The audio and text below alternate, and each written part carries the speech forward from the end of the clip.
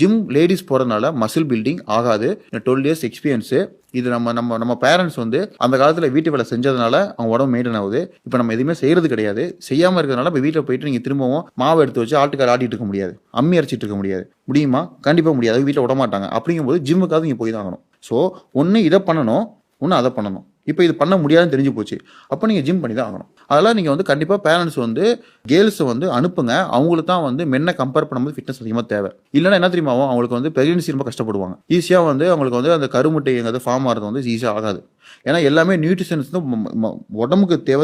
இந்த மசில் எந்த அளவுக்கு ஸ்ட்ரென்த்தனாக இருக்குதோ அந்த அளவு ஆர்கன் ஸ்ட்ரென்த்தனாக இருக்கும்.